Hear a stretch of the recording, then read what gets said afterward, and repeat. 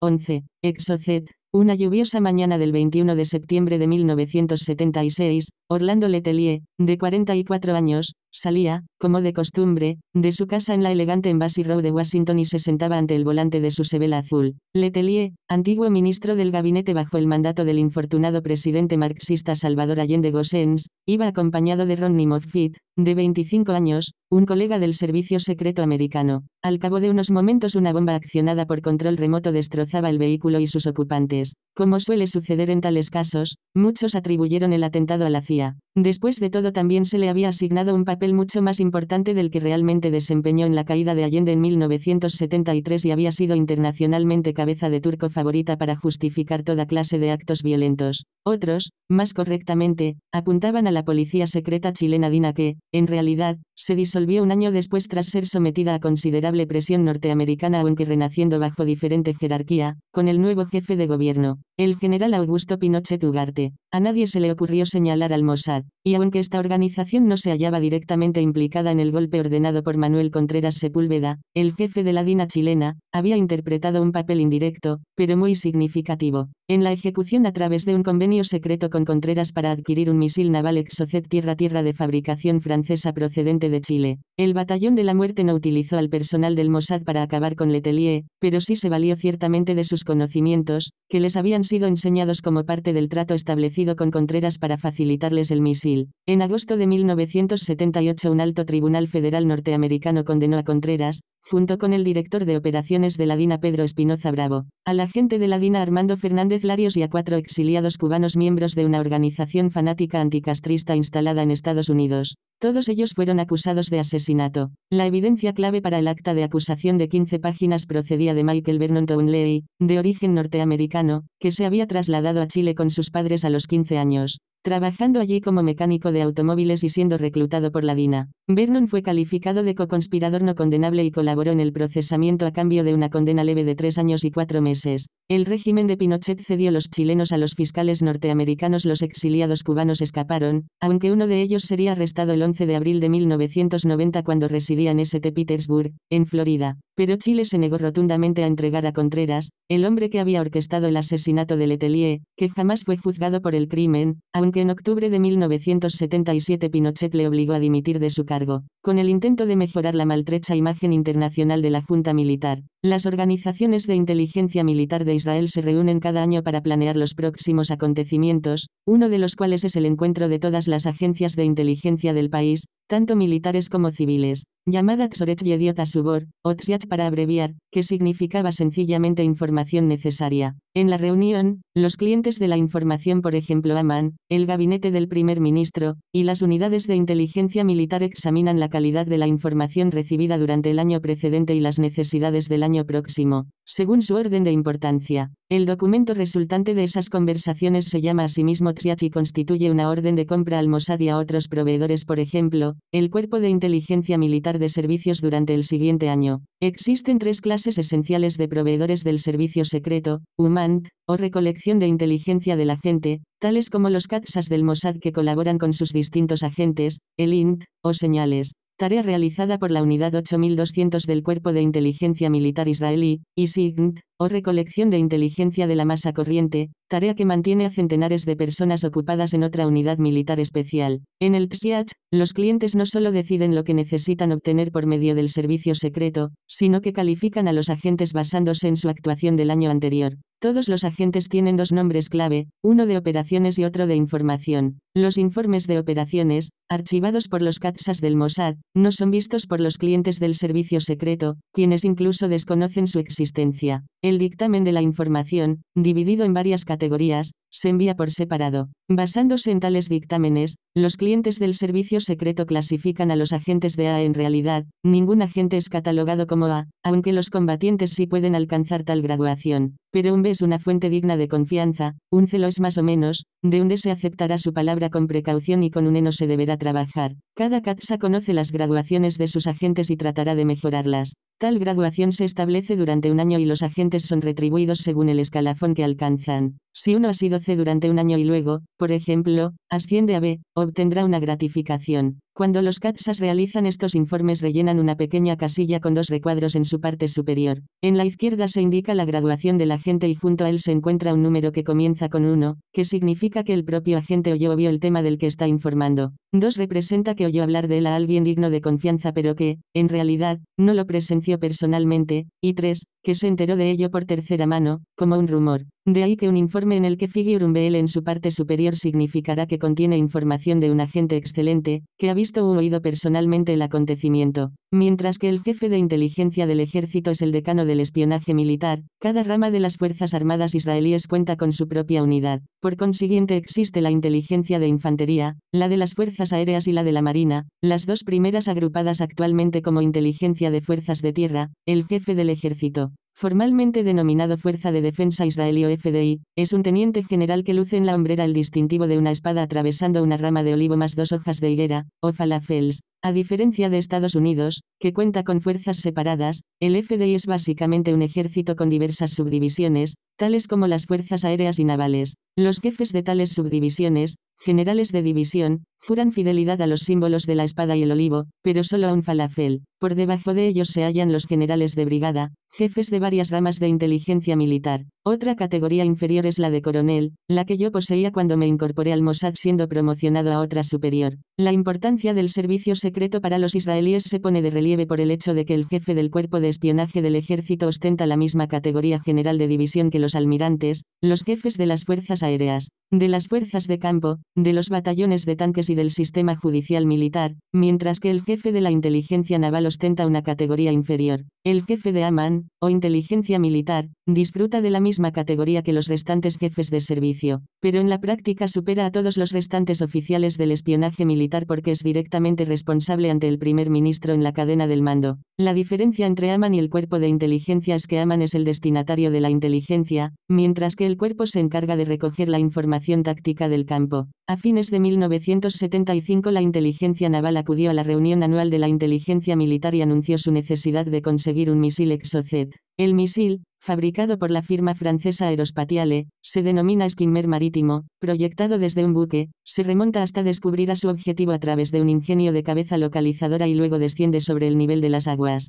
resultando difícil de detectar con radar y también de defenderse de él. El único modo de determinar un medio de defensa contra tal misil es sometiéndolo a prueba. La preocupación primordial de Israel era que algunos países árabes, en particular Egipto, estuvieran comprando Exocets. En el caso de que así fuera, la Marina deseaba estar preparada para ello. En realidad no necesitaban un misil completo para comprobarlo, únicamente la cabeza, donde se hallaban localizados todos los sistemas electrónicos. Aquel que vendiera un misil no facilitaría al comprador toda la información necesaria sobre él. Tampoco lo comprobaría desde el punto de vista de la defensa, únicamente desde el aspecto del ataque. Y aunque se consiguiera una descripción de sus características de una firma como Aerospatiale, tan solo mostraría el máximo rendimiento del misil. Después de todo trataban de venderlo. Tal era la razón por la que Israel deseaba contar con un ejemplar para comprobarlo, pero no podían adquirirlo abiertamente a los franceses. Francia tenía prohibido vender armas a Israel. Muchos países así lo hacían porque sabían que en el momento en que Israel contase con ciertas armas las copiarían. La tarea de adquirir una cabeza de Exocet había sido transmitida al jefe del Mossad quien, a su vez,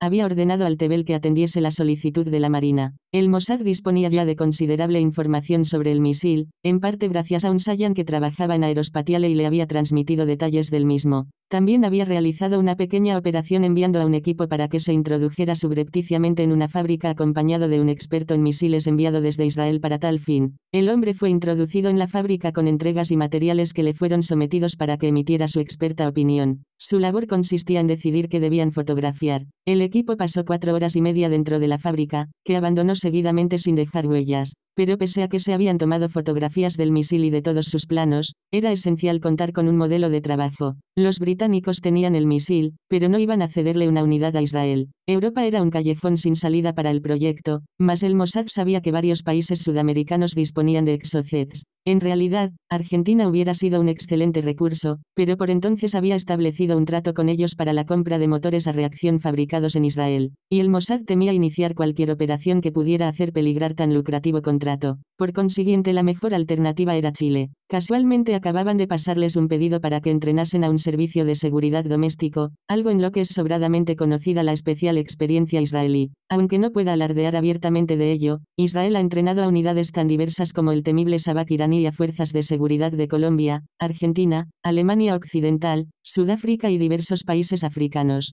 comprendida la antigua policía secreta del dictador ugandés Idi Amin, y asimismo había preparado a la policía secreta del recientemente destituido hombre fuerte panameño Manuel Noriega 18. En realidad, Noriega, que se había entrenado personalmente en Israel, siempre lució las alas de paracaidista en el lado derecho de su uniforme militar, que suelen llevarse en la izquierda, y para demostrar lo indiscriminadamente que actúa el Mossad, entrenó a ambos bandos de los sangrientos disturbios civiles existentes en Sri Lanka, tamiles y cingaleses, así como a los hindúes que fueron allí enviados para restablecer el orden. Con el fin de mejorar la mala imagen internacional de la DINA chilena, Pinochet decidió remodelar su servicio y a tal fin encargó a su jefe, el general Manuel Contreras, que cuidara de los detalles. Como Contreras ya había contactado con Israel a este respecto, el entonces jefe de enlaces Nahum Admoni pidió a la subdivisión Malat del Departamento de Enlaces que se encargase del asunto a petición de la Marina. Malat, que cubría América Latina, era una división modesta que únicamente contaba con 3 oficiales y su superior. 2 de los oficiales pasaban el tiempo viajando por Sudamérica,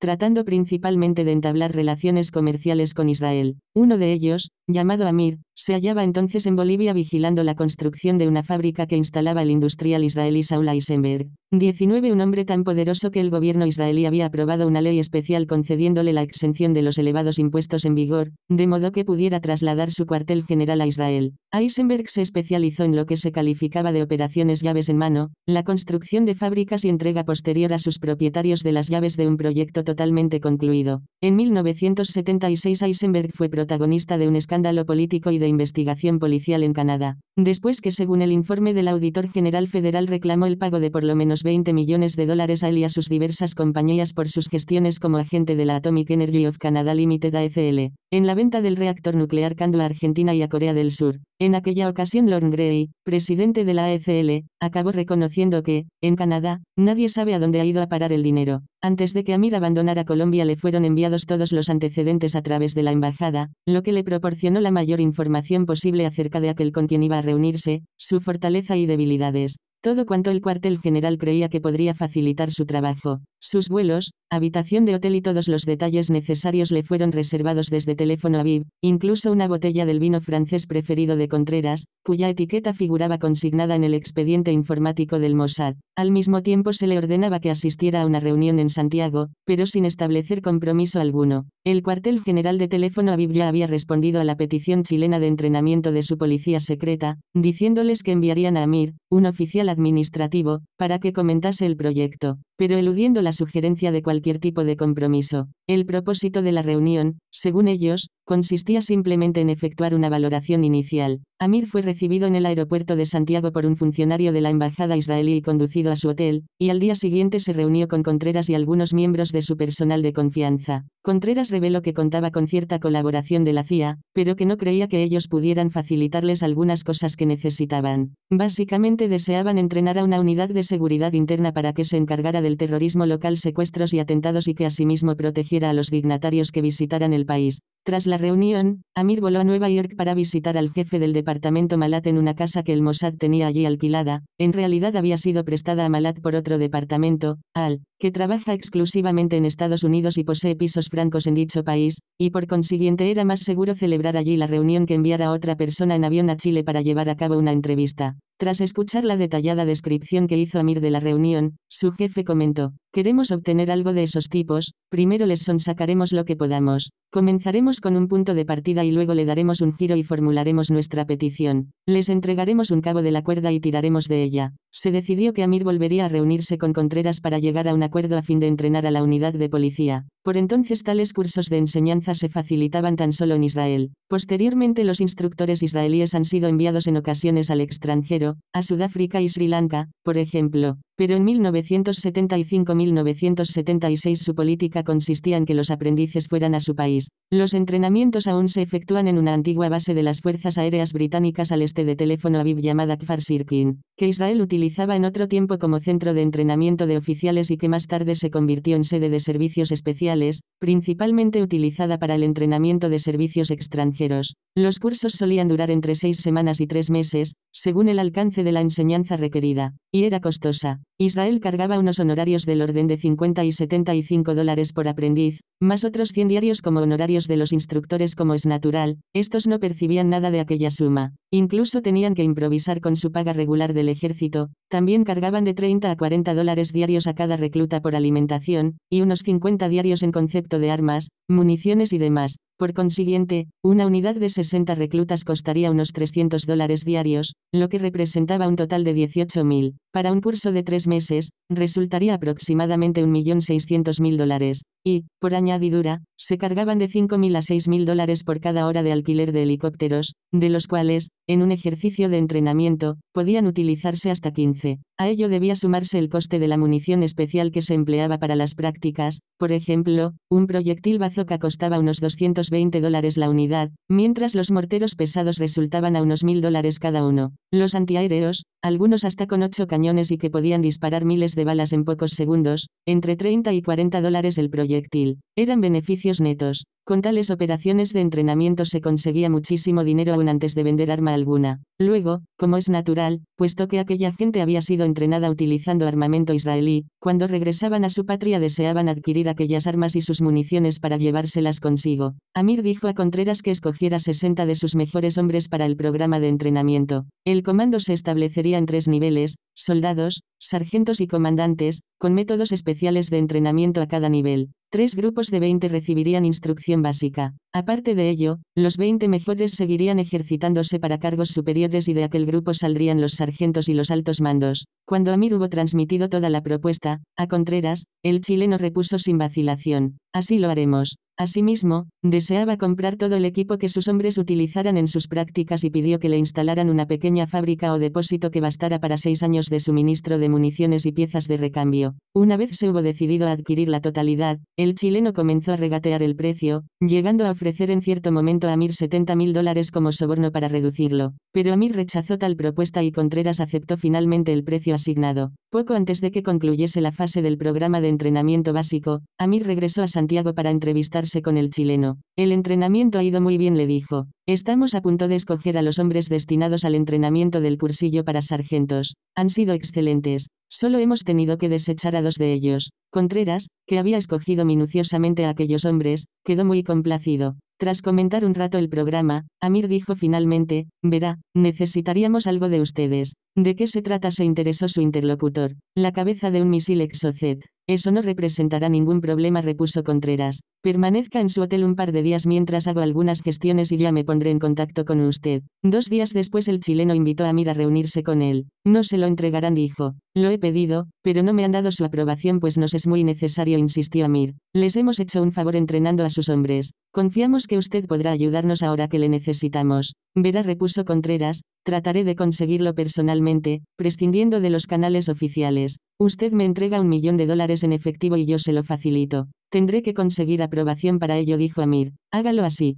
Ya sabe dónde encontrarme, repuso Contreras. Amir llamó a su superior en Nueva York y le explicó la propuesta que había recibido. Sabían que el general estaba en condiciones de entregarlo, pero el jefe de la división tampoco podía comprometerse por su cuenta, de modo que llamó a Admoni, en teléfono a Aviv, y el Mossad, a su vez, preguntó a la inteligencia naval si la Marina estaba dispuesta a pagar $1.000.000 por el misil. Así fue en efecto. Trato hecho, dijo Amir a Contreras. Magnífico. Tráigame a un hombre que sepa lo que necesitamos y visitaremos una de nuestras bases navales. Entonces podrá mostrarme exactamente lo que desean y lo cogeremos. Enviaron a un experto de Bantam, industria israelí productora de misiles de Atlit, una ciudad al sur de Haifa donde se realizaba el Gabriel. Como deseaban un elemento que funcionara de verdad, insistió en que le entregasen inmediatamente uno instalado en un buque, una cabeza activa. De aquel modo estarían seguros de que no eran engañados con un elemento falso o que estuviese pendiente de reparación y que por consiguiente no funcionase. Siguiendo las órdenes del general, el misil fue descargado del barco y colocado en un remolque.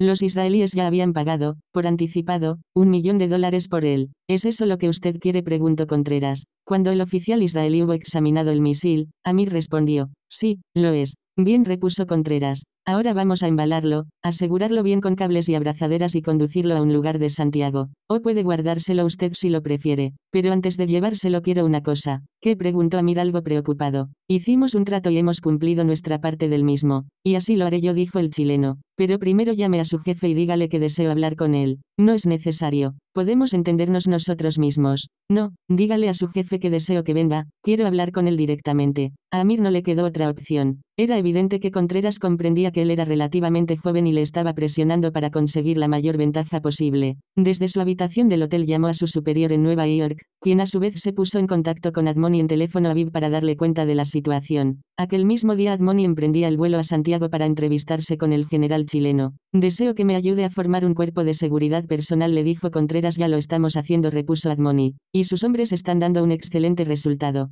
No, no me ha comprendido. Deseo contar con unas fuerzas que puedan ayudarme a eliminar a mis adversarios, doquiera que estén, al igual que hacen ustedes con la OLP. No todos nuestros enemigos se hallan en Chile. Queremos ser capaces de alcanzar a aquellos que constituyen una amenaza directa para nosotros. Existen grupos terroristas que nos están amenazando, al igual que hay grupos que los amenazan a ustedes. Deseamos estar en condiciones de eliminarlos. Ahora bien, sabemos que hay dos modos de conseguirlo. Convendrá conmigo en que cuando se suscita un problema, sus hombres hacen el trabajo. Sabemos, por ejemplo, que Taiwán les pidió que realizaran ustedes ese servicio y que se negaron. Preferimos usar a nuestros propios hombres, que entrenen a un grupo de los nuestros para que sepan cómo enfrentarse a las amenazas terroristas que recibimos del extranjero. Si lo hacen así, el misil será suyo. Aquel nuevo giro de los acontecimientos constituyó una desagradable sorpresa tanto para Admoni como para Amir. Dada la naturaleza de la cuestión, Admoni respondió a Contreras que tenía que obtener autorización de sus superiores para poder comprometerse. Con tal fin, regresó a teléfono a Aviv para celebrar una reunión de alto nivel en el cuartel general del Mossad.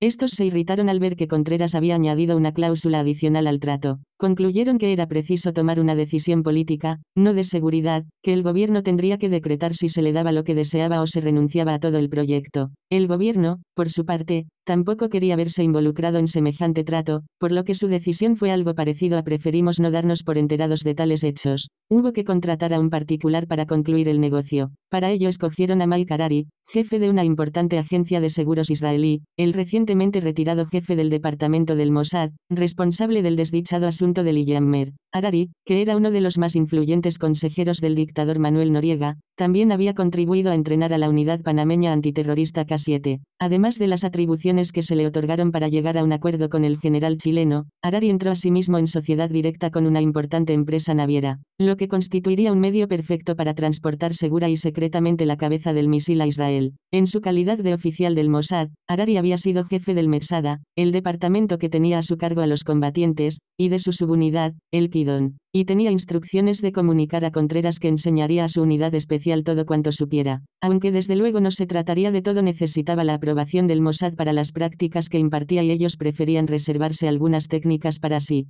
Ciertamente los instruyó lo necesario para que pudieran organizar un ataque contra sus enemigos, reales o imaginarios, en el extranjero. El pago por tal adiestramiento debía serle enviado directamente desde un fondo destinado a fines poco definidos que administraba la DINA. Ese grupo especial estaba formado por hombres de Contreras. No se trataba en modo alguno de una unidad oficial. Él los había escogido y los retribuía y trabajarían para él. Tal vez se excediesen de cuanto les habían enseñado en sus sistemas de interrogación, pero no cabe duda de que consiguió que le entrenaran aquella unidad especial y que Israel obtuvo su exocet. Harari los adiestró en técnicas de tortura a base de descargas eléctricas y acerca de cuáles eran los puntos más sensibles y de presión y el tiempo de resistencia. El objetivo más importante de los interrogatorios es conseguir información, pero los chilenos dieron a todo ello un giro especial. Parecía agradarles aquella actividad en sí misma y solían practicarla incluso con otros fines, sencillamente disfrutaban infligiendo daño. Sin embargo, aquel día húmedo de septiembre de 1976 en que Letelier emprendería su viaje final, nadie abrigaba la menor sospecha de que su asesino hubiera sido entrenado por el Mossad. Jamás llegó a establecerse tal relación, y asimismo todos ignoraban que Israel tuviera el exocet. Los israelíes comprobaron la cabeza del misil insertándolo en la parte inferior de un reactor Phantom, conectando todas sus salidas a una serie de sensores que podían ser descifrados bajo diversas condiciones, y efectuaron rápidas pasadas en vuelos simulados. Comprobaron su detectación por radar, cómo podía ser rastreado por barco y el funcionamiento de su telemetría. El proceso de verificación costó 4 meses y fue realizado por reactores que despegaban de la base aérea de Atzrim, próxima a Beersheba.